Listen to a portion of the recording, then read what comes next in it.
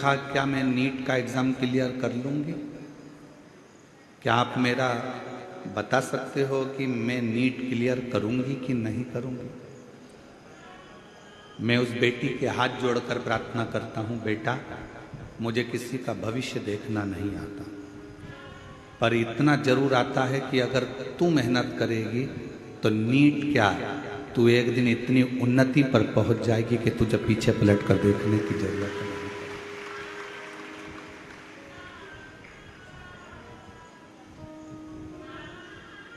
हमें हमारा खुद का भविष्य नहीं मालूम, हमें आपका भी भविष्य नहीं मालूम।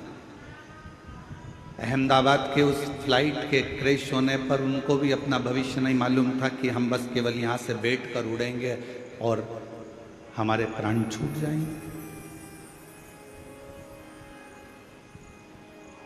किसको मालूम है कब कहाँ कैसे जाना पड़ जाए, कब किसके प्राण कहाँ छूट जाए, कब किसको क्या मिल जाए, इसका कोई भरोसा नहीं।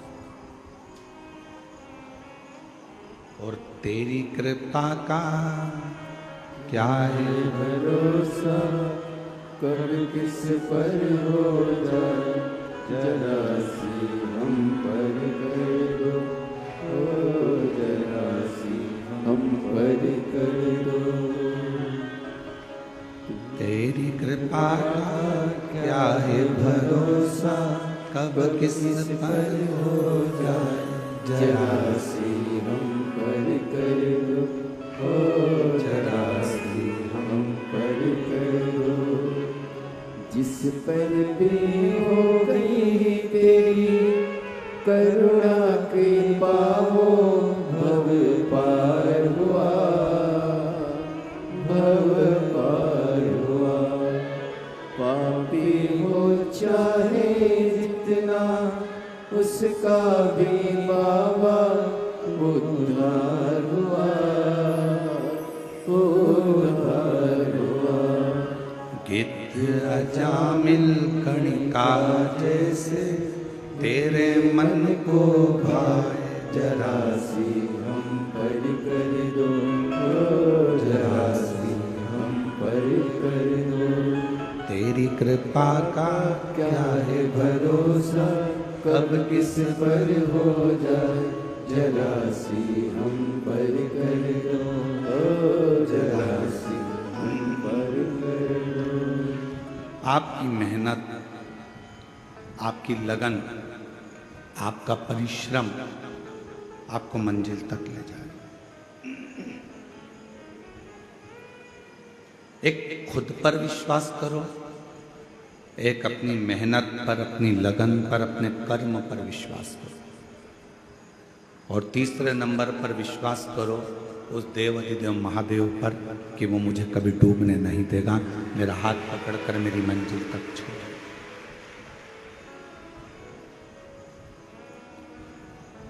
और ये विश्वास थोड़े समय का नहीं होना चाहिए। ये माता सती जैसा विश्वास मत करना कि सती मैया ने थोड़ा विश्वास करा, बाद में अपने विश्वास को तोड़ दिया।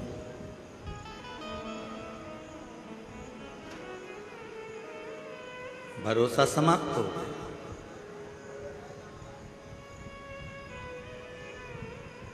भरोसा कैसा होना चाहिए? जैसे एक पति पत्नी जहाज में सफर कर रहे हैं और समुद्र में लहरें चलना प्रारंभ हो गई और मैनेजर ने अनाउंस कर दिया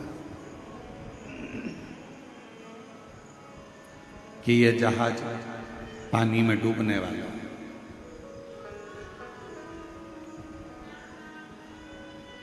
जिसको बचना हो बच। पत्नी ने सूचना सुनी, पति ऊपर लहरों का आनंद ले रहा था, समुद्री लहरें थी, ऊपर खड़ा था जहाज के। पत्नी नीचे से ऊपर आकर बोली, सब अपने अपने बच्चों को, अपनी अपनी पत्नियों को, परिवार को बचा रहे, चलो आप भी हमको बचाओ, ये जहाज पानी में डूबने वाला है। पति समुद्र की लहरों का आनंद ले रहा था, वो नीचे नहीं गया। पत्नी थोड़ी देर बाद फिर ऊपर आ गई। उसने फिर आकर कहा कि मैनेजर बोल रहा है, पायलट बोल रहा है कि यह जहाज डूबने वाला है। पायलट का अनाउंस हो गया है कि यह जहाज पानी में डूबने वाला है, तुम बचाओ अपनी पत्नी को, अपने बच्चों। व्यक्ति नीचे नहीं आया। थोड़ी देर बाद पत्नी फिर ऊपर गई और आकर कहा कि मुझे लगता है तुम अपनी पत्नी को मरा हुआ देखना चाहते हो। तुम तो ऐसे ही बोल दो ना, मैं तो मर जाऊंगी। जहाज के डूबने का भी क्यों इंतजार कर रहे हो, मैं तो वैसे ही मर जाऊंगी, तुम बोलो तो सही। पति से पत्नी लड़ने लगी, भिड़ने लगी, मर जाऊंगी मर जाऊंगी मर जाऊंगी। पति ने जेब में से बंदूक निकाली और पत्नी के सिर पर रख दी और सिर पर रखकर पत्नी से कहा, तू मरो मरो करती है, मैं तेरे को अब भी मार डालता। खटका दबने ही वाला था, इतनी देर में पत्नी हंसने लगी, मुस्कुराने लगी। पति ने पूछा कि तेरे सिर पर बंदूक रखी है, तू मरने वाली है, खटका दबने वाला है और तू हंस रही है, क्यों? पत्नी ने कहा, मैं जानती हूं कि तुम मेरे पति हो, तुम मुझे मार नहीं सकते, इसलिए मैं हंस रही हूं। पति ने कहा, जब तुझे अपने पति पर इतना भरोसा है कि वो तुझे मार नहीं सकता, उतना भरोसा मेरे शंकर भगवान पर है कि मुझे डूबने नहीं दे सकता। ये भरोसा होना चाहिए। नीट का एग्जाम देने वाली मेरी बेटी से निवेदन है कि तू चिंता मत कर, तू अपनी मेहनत कर। तुझे चिंता करने की जरूरत नहीं है। तुम्हारी मम्मी ने शंकर भगवान को अपना पिता माना है। यहां पर जितनी मेरी जीजियां बैठी हैं, सबने शिव जी को अपना बाप माना है। जब नाना ही अपना शंकर है तो फिर टेंशन लेने की जरूरत नहीं है, सब में सफलता है। आप क्यों चिंता करना?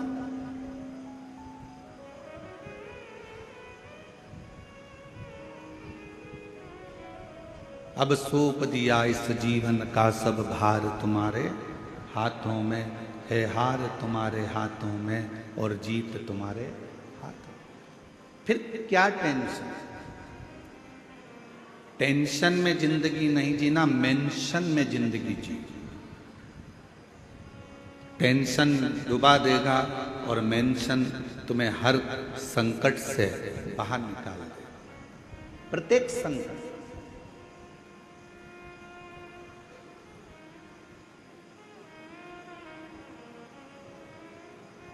और अंत समय प्रभु आना पड़ेगा, वचन दिया तो निभाना पड़ेगा। आए ना आए प्रभु कुटुंब कबीरा, अंत समय प्रभु वचन दिया तो निभाना पड़ेगा, अंत समय प्रभु आना पड़ेगा। वचन दिया तो निभाना पड़ेगा। अब एक बात आपसे पूछें, आपके यहाँ भी ब्राह्मण देवता विराजते होंगे, आपके यहाँ भी ब्राह्मण देवता पूजन कराने आते होंगे, संकल्प छुड़ाते होंगे। संकल्प में सबसे ज्यादा जरूरी क्या है? चावल ज्यादा जरूरी है, दक्षिणा ज्यादा जरूरी है, फूल ज्यादा जरूरी है कि पानी ज्यादा जरूरी है? संकल्प छोड़ने में सबसे ज्यादा जरूरी है जल। चावल नहीं होगा तो भी चलेगा, फूल नहीं होगा तो भी चलेगा, दक्षिणा नहीं होगी तो भी चलेगा। आप जब स्नान करने के लिए किसी पवित्र नदी में जाती हो कोई पवित्र नदी में पहुंचती हो, गंगा, यमुना, सरयू, सरस्वती, नर्मदा आदि, कावेरी आदि नदियों में जाती हो, वहां तुम्हारे पास कुछ नहीं होता तो पानी हाथ में लेकर संकल्प छोड़ दो। तुम्हारे पास में अगर चावल नहीं है, फूल नहीं है, बेलपत्र नहीं है, दक्षिणा नहीं है, कुछ भी नहीं है, तो भी अगर हाथ में जल है तो तुम्हारा संकल्प अर्थात वो छूट रहा है, ये निश्चित है। और तुम रोज 1 लोटा जल लेकर शंकर जी के मंदिर में जब विश्वास का संकल्प लेकर जाती हो तो शंकर जी उस संकल्प को पूर्ण जरूर करते हैं, शिव उस संकल्प को पूरा जरूर करते हैं। एक विश्वास का संकल्प अपने भीतर। एक पत्र है, अच्छा है।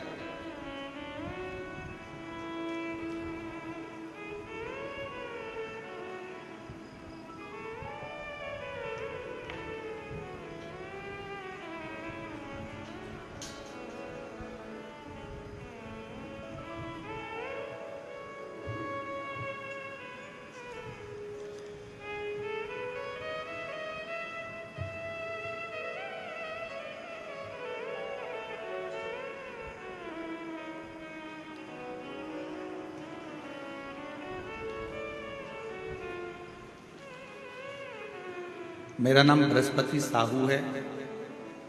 मैं छाछी कसडोल जिला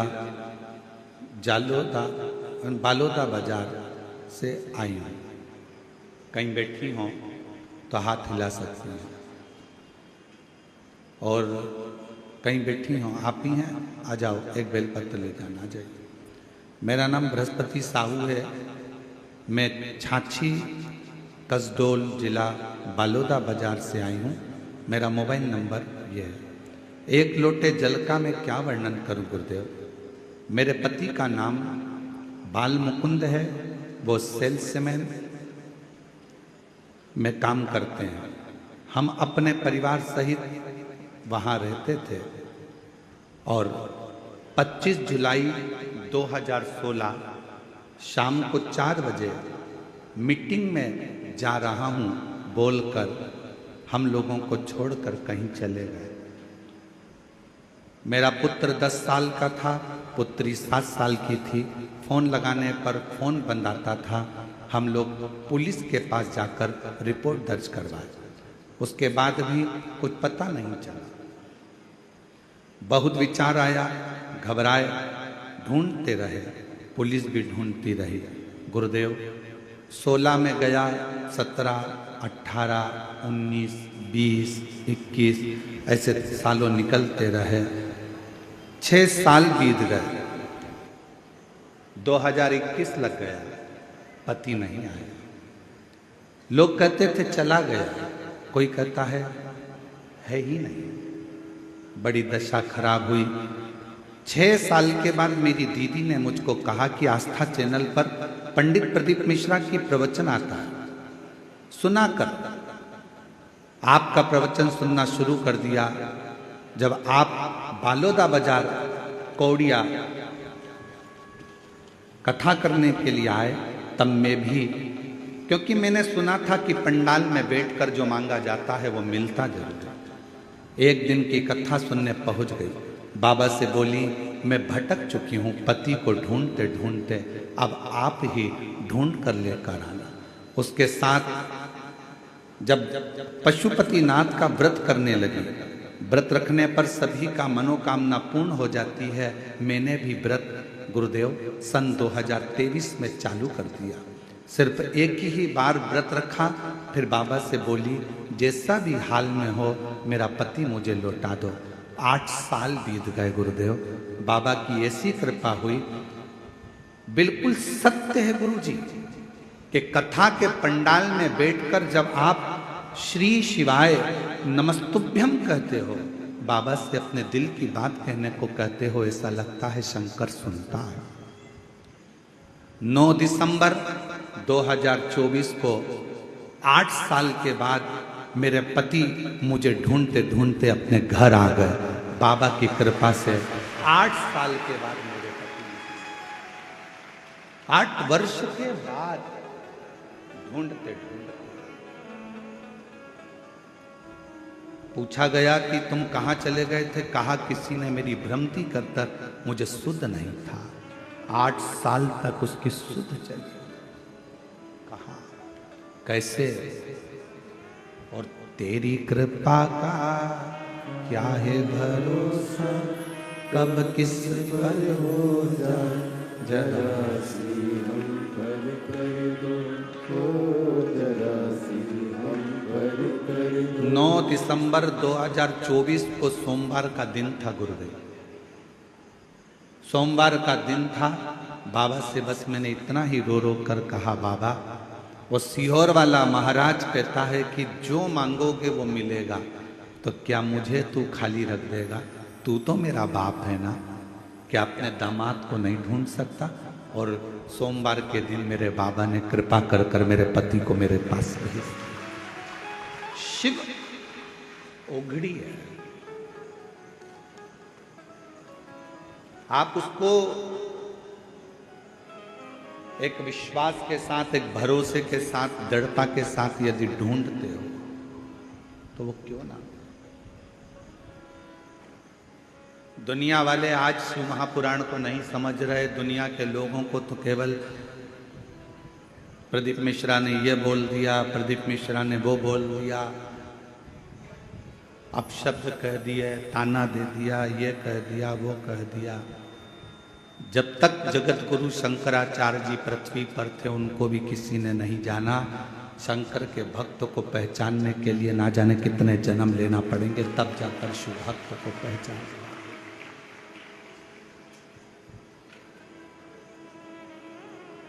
बहुत जन्म बार बार लेना पड़ेंगे तो भी किसी शंकर के भक्त को नहीं पहचान सकते। बहुत कठिन।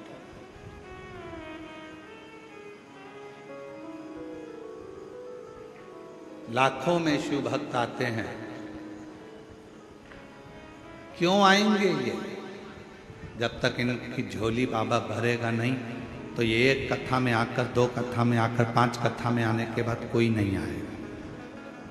ये भी दूसरे से जाकर कह देंगे मत जाना, हम तो 5 कथा में गए थे, हमारा नहीं सुना। जरूर मेरे बाबा ने इसका हाथ पकड़ा होगा, तो इसने भी पड़ोसी से कहा होगा कि एक बार कथा जाकर कहीं पंडाल में जरूर। खाली नहीं रहता।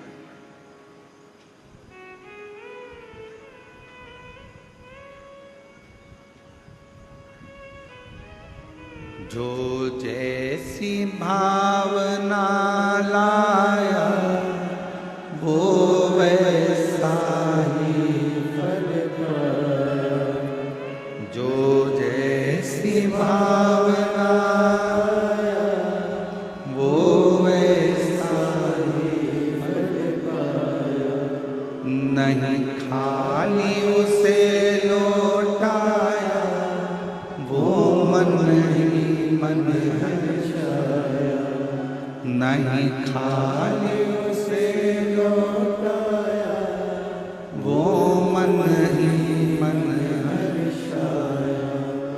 और कर दिया माला माल काशी वाले ने, लुटा दिया भंडार काशी वाले, लुटा दिया भंडार काशी वाले ने, कर दिया माला माल काशी वाले ने। इस संसार सागर में खुद पर विश्वास, अपने काम पर विश्वास और महादेव पर विश्वास आपको अपनी मंजिल तक पहुंचाए।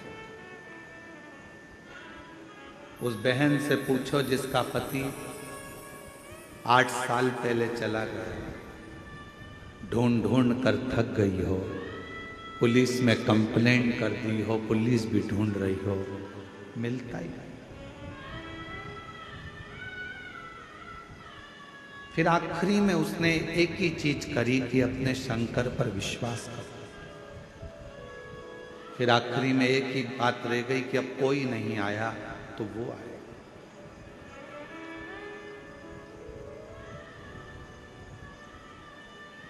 करो भरोसा। विश्वास खुद पर करना, खुद की मेहनत पर करना और महादेव पर करना।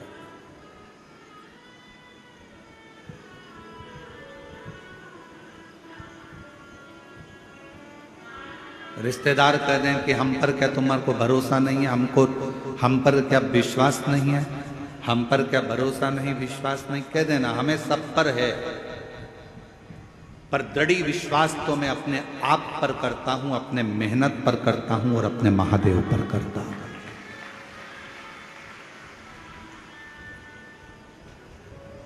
बाकी का मैं विश्वास मैं रखता हूं, है, आप मेरे रिश्तेदार हो, मुझे विश्वास है, आप मेरे पड़ोसी हो, मुझे विश्वास है।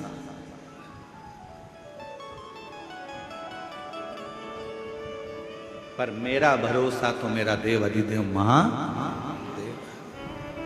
अभी गुरु पूर्णिमा आ रही है, सब लोग गुरु जी बनाएंगे, कोई कहीं का गुरु जी बनाएंगे, कोई कहीं का गुरु जी बनाएंगे, सब गुरु जी बनाएंगे। पर शिव पुराण कहती है कि 50 बार विचार करना तब किसी को गुरु बनाना। 1000 बार सोचना तब किसी को गुरु बना।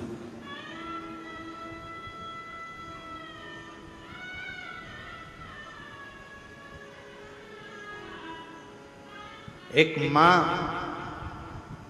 अपने बच्चे को जन्म देती है और दूसरा गुरु अपने शिष्य को जन्म देता है। मां अपने बच्चे को जन्म देती है और उसको संस्कारों में पिरो देती है और उस बच्चे को बड़ा कर देती है। उसी तरह गुरु अपने संस्कारों से, अपने भजन से, अपने कीर्तन से, अपने मंत्र से अपने शिष्य को श्रेष्ठ बनाकर, माँ अपने बच्चे को संस्कारित बनाकर उसको अच्छी एजुकेशन दिलाकर अच्छी कंपनी में जॉब करा देती है, गवर्नमेंट जॉब करा देती है या व्यापार खुला देती है। और गुरु किसी कंपनी में जॉब नहीं कराता, गुरु उस परमात्मा से मिलाने का प्रयास करता है, अपने दिल को मजबूत करने का प्रयास।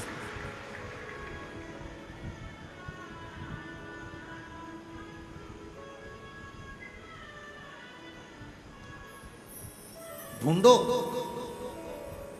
कभी ऐसा गुरु मत ढूंढना जिंदगी में जो दूसरों की बुराइयों में लगा हो। कभी ऐसा गुरु मत ढूंढना जिंदगी में जो दिन भर निंदा में लगा हो। कभी ऐसा गुरु जीवन में मत ढूंढना कि जो लोगों के लिए अपशब्द कहता हो। कभी ऐसा गुरु मत ढूंढना जो जिंदगी भर बस श्राप देता हो, बद्दुआ देता हो, अपशब्द कहता हो, जिसके मुख से कभी भगवान का नाम प्रबलता में नहीं निकला, जिसके मुख से कभी गौ माता के कल्याण की बात ना निकली हो, जिसके मुख से कभी राष्ट्र के कल्याण की बात ना निकली हो, जिसके मुख से संसार के उद्धार की बात ना निकली हो, जिसके मुख से कभी छोटी बेटियों को बचाने की बात ना निकली हो, ऐसा गुरु नहीं चाहिए। गुरु वो होना जो हमारा भी कल्याण करे, राष्ट्र का भी कल्याण करे और जगत का भी कल्याण करे, वो गुरु हो। और नहीं मिले तो एक लोटा जल चढ़ाकर शंकर जी के शिवलिंग पर स्पर्श कर कर उसको अपना गुरु मानकर उसकी आराधना कर। वो भी नहीं मिले, अपने घर में अपना पति है, उस पति को ही उसके वचन का स्मरण कर कर, उसी को परमेश्वर मानकर, उसी को गुरु मानकर, उसी की आज्ञा का स्मरण करना प्रारंभ कर दो। अपने घर में बुजुर्ग माता पिता हैं, अपने घर में बूढ़े सास ससुर हैं, उनको गुरु मानकर, उनकी आज्ञा का सिरोधार्य कर कर, उन्हीं की सेवा कर कर, उनको गुरु मानकर अपने जीवन का कल्याण कर। अपने घर में कोई बुजुर्ग है, कोई बूढ़ा है, बुजुर्ग है, बहुत ज्ञानी है वो, उसने जिंदगी के थपेड़े बहुत खाए हैं, कोई ना मिले तो उसको गुरु बना। देवऋषि नारद का एक प्रसंग बड़ा सुंदर है। देवऋषि नारद जैसे ही भगवान विष्णु के दरवाजे पर पहुंचे तो भगवान विष्णु ने देखा देवऋषि नारद आए हैं, सिंहासन पर बैठ गए। देवऋषि नारद जब चले गए तो भगवान नारायण ने लक्ष्मी जी से कहा, जहां पर नारद बैठा था वहां गाय के गोबर से लीप दो। गाय का गोबर लाओ, लीपो। लक्ष्मी जी ने पूछा, देवर्षि नारद आकर बैठे थे कुर्सी के ऊपर, सिंहासन के ऊपर, और आप कह रहे हो कि उसको लीपो, उसको लीपो।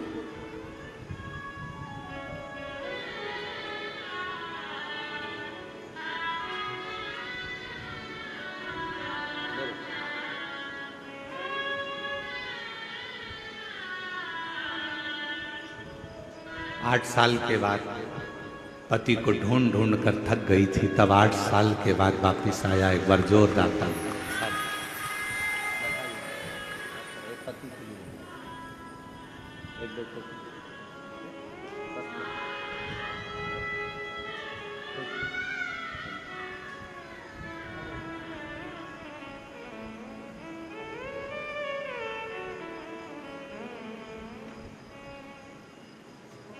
शिव कथा कर, भगवान शंकर का चरित्र कर, शिव पुराण कर,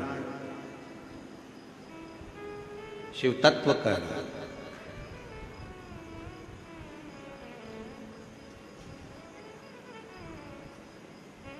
देवर्षि नारद जिस सिंहासन पर बैठे थे वहां गोबर से लिपा रहे हैं भगवान नारायण। लक्ष्मी जी ने पूछा क्यों? कहा ये नुगरा है, इसने गुरु मंत्र नहीं लिया, गुरु मनाया नहीं है इसने जिंदगी में।